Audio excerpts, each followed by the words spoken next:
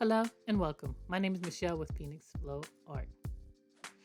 Please like, subscribe, and share this video. So here I'm practicing swiping. So I have a 6x6 ceramic tile that I've already painted white. Sorry about that. I forgot to hit start or record, but I've already painted it white. So now I'm laying down my colors.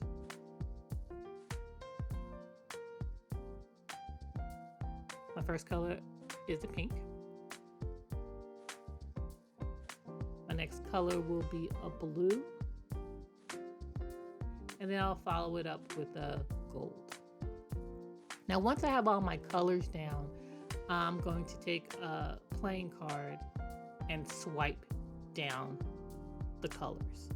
My swipe color will be a white, which I place the white on the back of the card before I swipe.